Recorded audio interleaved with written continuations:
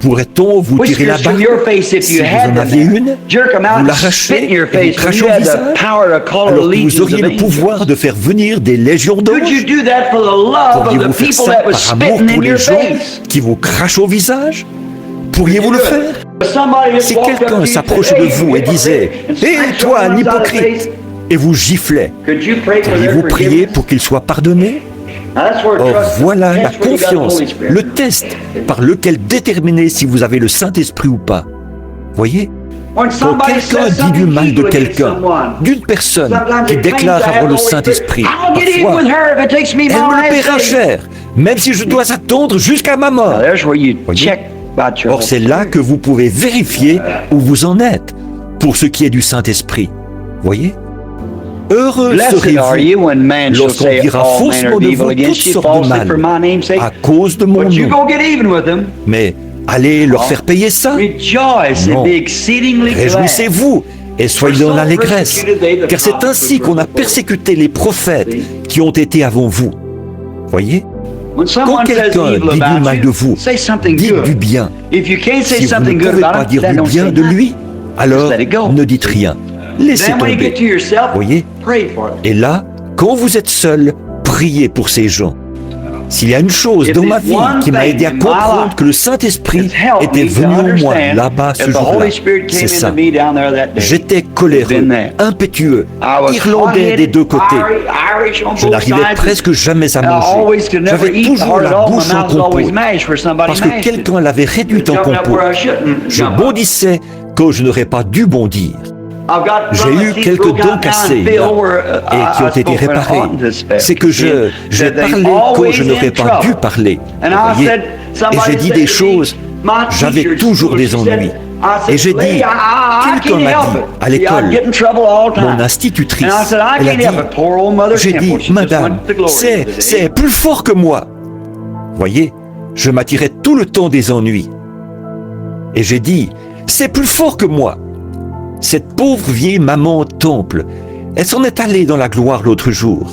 Et elle a dit, eh bien, écoute mon chou. Elle m'a pris sur ses genoux, elle m'a serré dans ses bras et s'est mise à pleurer. C'était la première fois que je recevais autant d'amour de quelqu'un, une femme âgée. Elle a pleuré, penchée sur moi.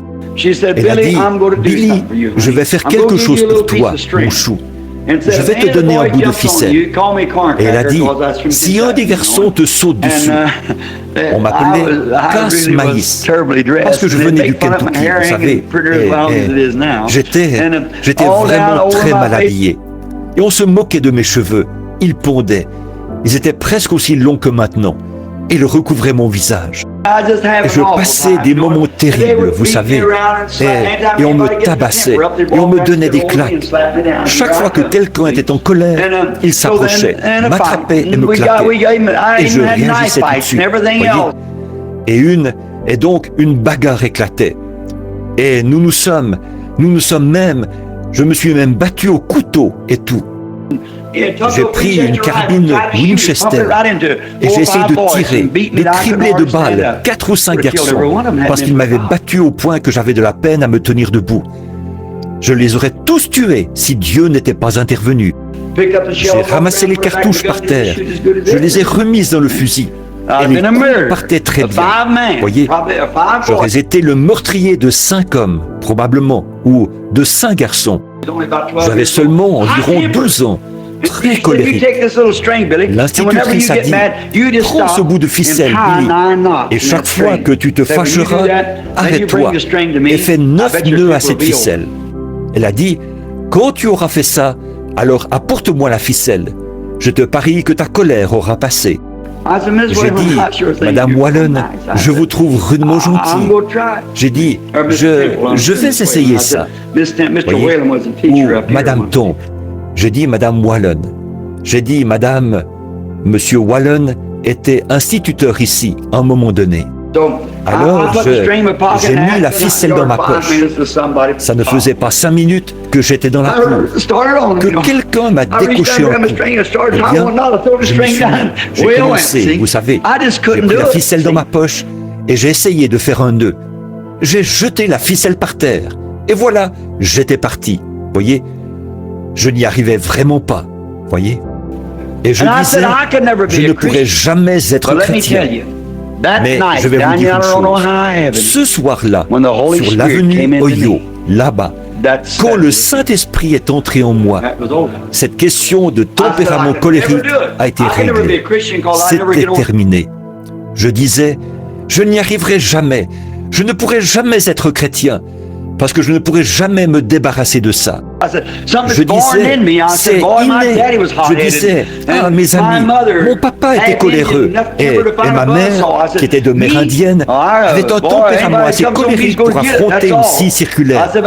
Je disais, moi, mes amis, si quelqu'un me saute dessus, il recevra la monnaie de sa pièce. C'est tout.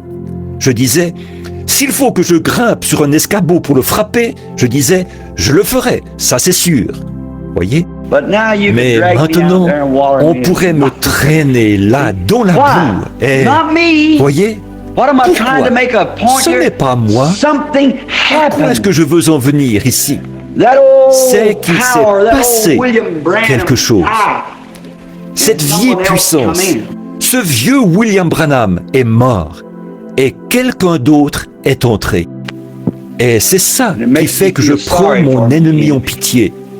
Quand quelqu'un me fait du mal, je ne prie jamais contre lui, je prie pour lui.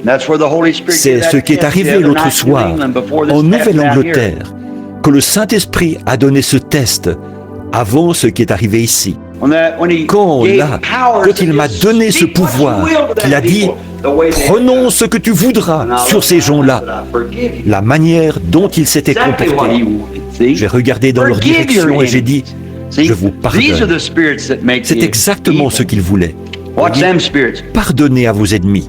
Voyez, ce sont ces esprits-là qui vous rendent méchants. Surveillez ces esprits-là.